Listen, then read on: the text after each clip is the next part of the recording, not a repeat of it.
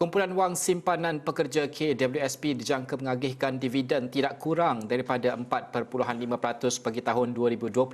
Penganalisis ekonomi menjangkakan KWSP berupaya menjadikan peruntukan sedemikian dengan melihat kepada prestasi pelaburan sepanjang tahun lalu meskipun berdepan kemelesetan ekonomi susulan pandemik COVID-19.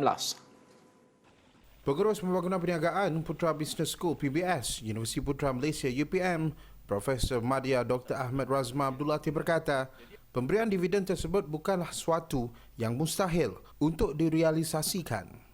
KWSP masih lagi menerima wang tunai bersih masuk ke dalam dana, iaitu kalau kita ambil kira caruman masuk kemudian pengeluaran oleh ahli setiap bulan, masih lagi kemasukan caruman bersih sebanyak 1.7 bilion setiap bulan, dan ini menyebabkan mungkin tahun ini ataupun awal tahun 2022 KWSP akan mempunyai dana berjumlah 1 trilion ringgit, dan apabila mempunyai dana sebesar ini banyak lagi peluang yang boleh diambil oleh KWSP untuk mendapatkan ataupun meletakkan pelaburan ini bukan sahaja di pasaran tempatan tetapi di antarabangsa. Mungkin banyak orang kata pandangan ataupun persepsi, tetapi sebenarnya apa yang KWSP harus lakukan ialah kalau pulangan dividen itu melebihi kadar inflasi, itu sudah bagus. Dan kalau kita tengok kadar inflasi sekarang lebih kurang 1.2%, ataupun kalau kita buat average purata pun selama 3 tahun lepas mungkin sekitar 2%.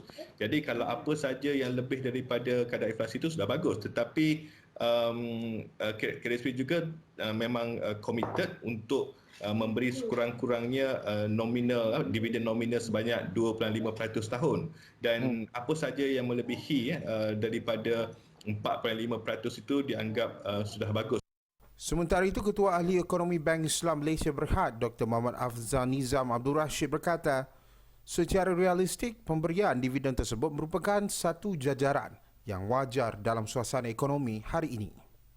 Sepatutnya mereka tidak perlu risaulah, tapi yang penting apa yang telah diumumkan oleh pihak KWSP, kerana pihak KWSP setiap 3 bulan mereka akan mengumumkan prestasi keuangan mereka. Mereka akan mengumumkan berapakah jumlah pendapatan pelaburan kasar. Contoh seperti yang saya sebutkan tadi, pada suku ketiga tahun 2020 jumlah pendapatan kasarnya adalah 17 bilion, 7.3 bilion.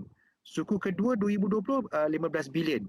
Suku pertama 2020 12 bilion. Jadi maksudnya walaupun ekonomi terjejas akibat COVID-19, tapi kalau kita lihat apa yang telah diumumkan oleh pihak KWSP melalui prestasi keuangan peringkat orang kata tu setiap 3 bulan tadi tu, menunjukkan terdapat trend peningkatan sebenarnya.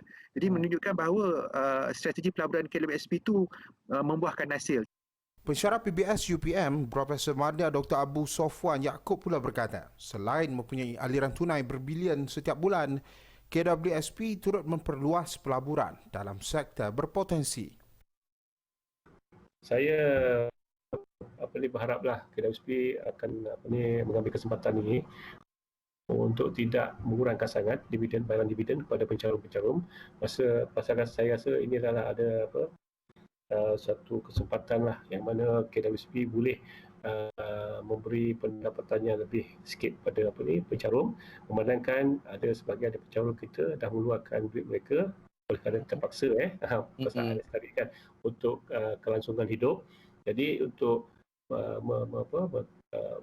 menambahkan balik mana yang ada keluar tu, mungkin KWSP boleh pertimbangkanlah untuk beri dividen yang agak yang baik sikitlah, mungkin tidak kurang daripada 5% kan. KWSP dijangka mengumum pemberian dividen dalam masa terdekat.